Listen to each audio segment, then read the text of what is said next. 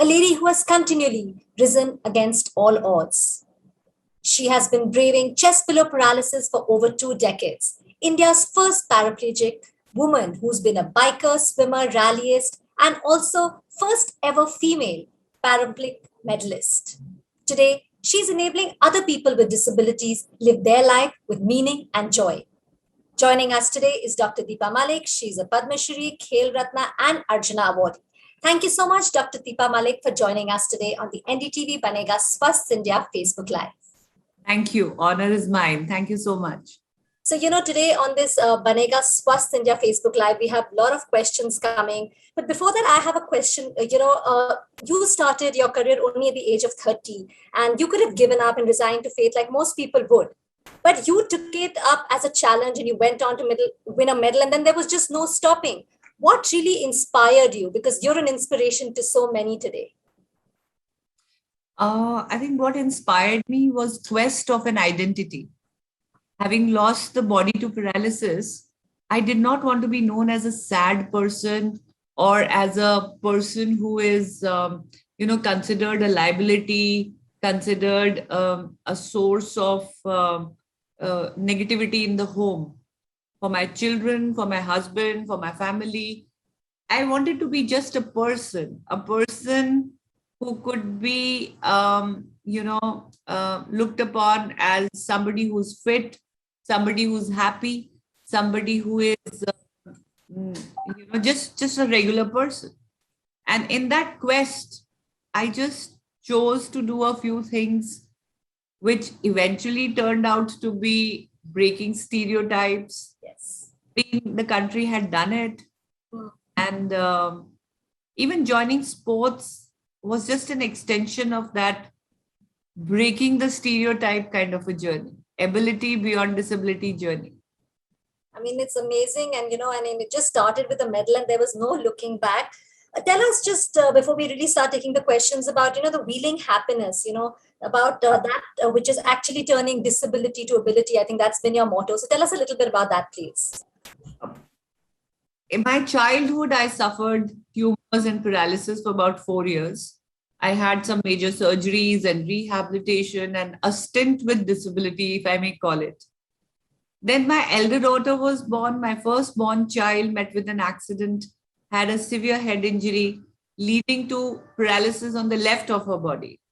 So again, had to deal with disability in childhood of my child, only for it to come back at a young age of 30 years. Tumors came back and I was paralyzed chest down. Practically, the experience of facing taboos around disability continuously over a long period of my life. Saw mine, then a decade and a half later, saw my child's disability, and another decade later, I saw my disability again. And I realized that nothing has changed around disability.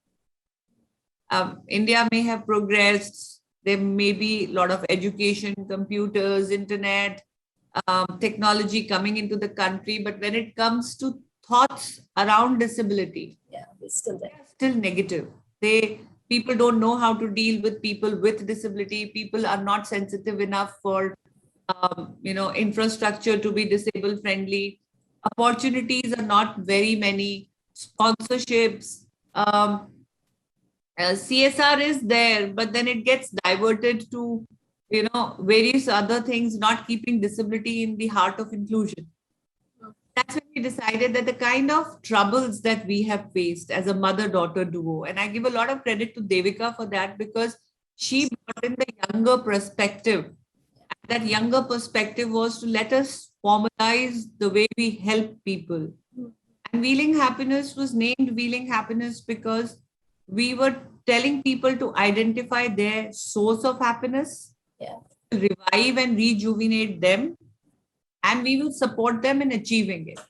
If somebody wanted to learn driving, somebody wanted to play sports, somebody just wanted a mechanized wheelchair to the home to the workplace.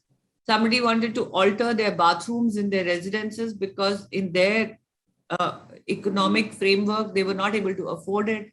Someone wants to just learn driving or even adventure. I mean, even if they wanted to just go and do rallies and wanted sponsorship for that. Support to give them the right assistive aids, wheelchairs, prosthetics. Yeah, so All initiative. When people thought sitting on the wheelchair, I will only be wheeling sadness, we converted it and made it wheeling happiness. so like you said, small initiatives have brought so much of joy and happiness in the other's life. Absolutely. Yeah, I And think each one of us can do it. I mean, this is my India at 75, where each one of us has to participate. yes. Independence, when it became a Jan Andolan, when everybody became a crusader for freedom, we have to become crusaders for the new India. We have to give our time, our efforts to contribute. In fact, you said India at 75. You are the, you are also a member of the Prime Minister's Modi's high level committee, for celebrating 75 years of India's independence. So and even in our campaign this year, NDTV Banega Swasth India, that one we're doing with it all, it is a lot about leaving no one behind. So inclusion is important. How much do you think, Dr. Deepa, we've come along in the last 75 years when it comes to inclusion? We may be giving people rights, but do they really have the accessibility? What are your thoughts on that? And how much more do we need to go on to actually bring that inclusion? See, improvement is change and change is progress. So if we say we have done it all, that will be wrong.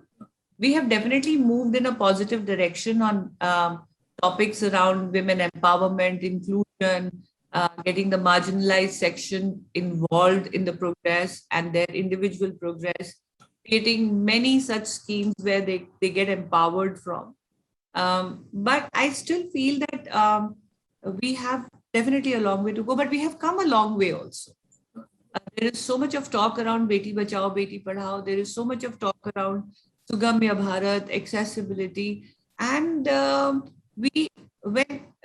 even if I say I talk about the para sports, sports is a huge leveler. It's a huge medium to touch hearts of the people. And if Paralympic sports is growing in the country, it is definitely changing mindsets. Look at the way Tokyo 2020 was celebrated for Olympics and Paralympics both. When Honorable Prime Minister leads from the front and talks about inclusivity, he celebrates his birthday with children with disability. He congratulates the families and individuals winning medals from para sport.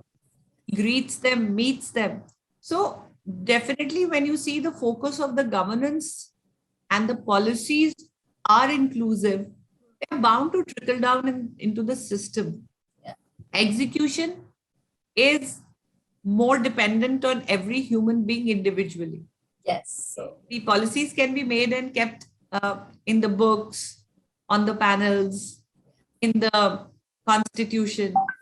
But government is also for the people, by the people, of the people.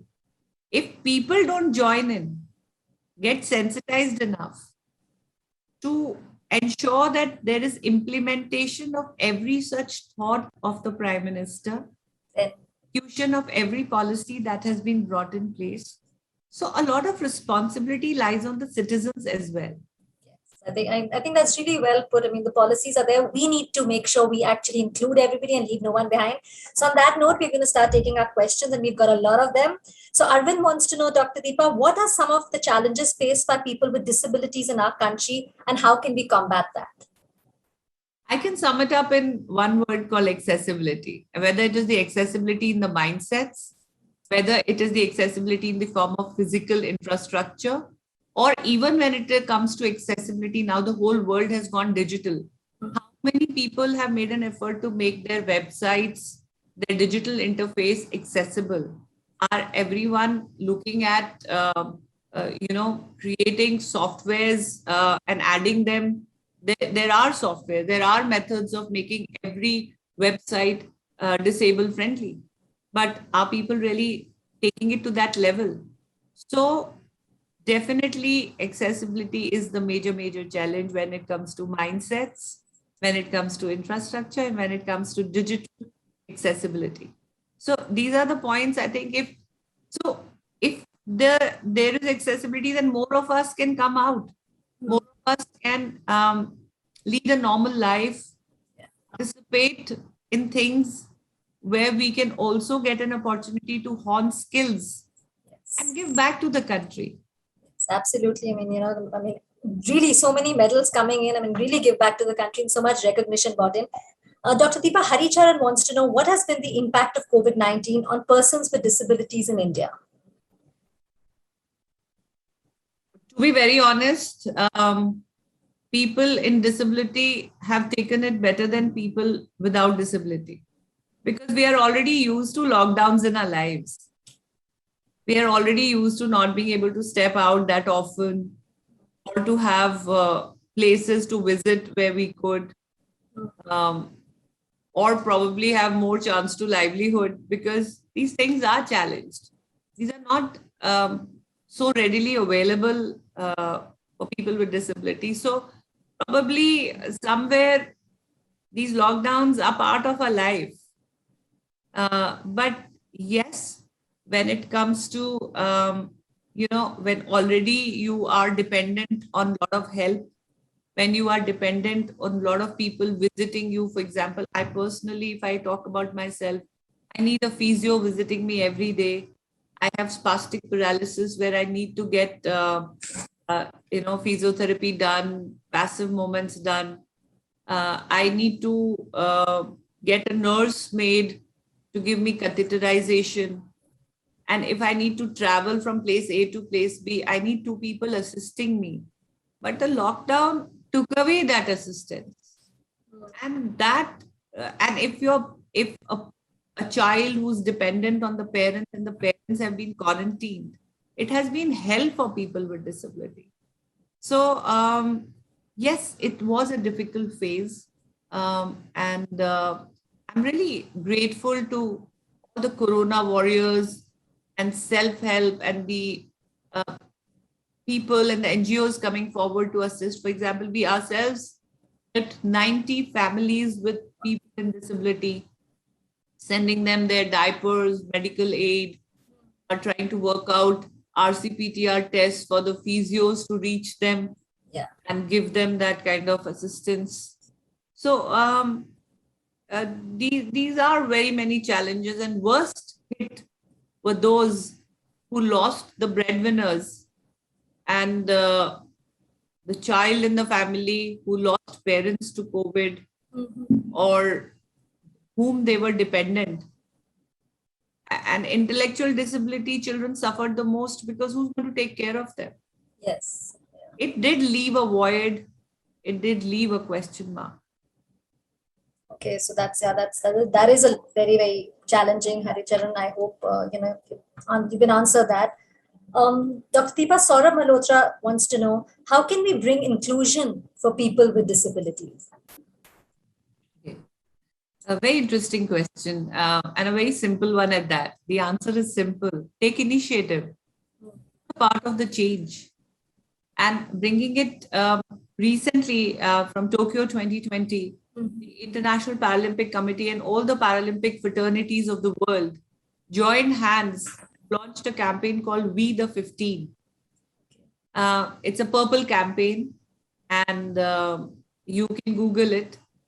The 15 is about the people. 15% of the world population suffers from some disability or the other. And it is time that this 15% of the world cannot be ignored. We have to get inclusion, and within the inclusion, we have to get disability at the heart of inclusion, because each one of us suffers disability or a physical challenge at some point of the other of our life. Not about people who are living with disability. It could be an advanced stage of pregnancy where a lady needs more assistance. It could be a lady with a pram. It could be a person, a young boy injured due to an accident and using a wheelchair. It could be an old lady walking on a walker because these are age complications. It could be, a regular person walking with a stroller, a shopping cart. Each one of us needs inclusion is important because unless everybody comes together and get their abilities on the table, we are not moving towards a holistic progress. If we say Yes. this is the new India, this is the India where we want to become a progressed nation, Mhm. want to have the world's largest economy, and we want to be a superpower.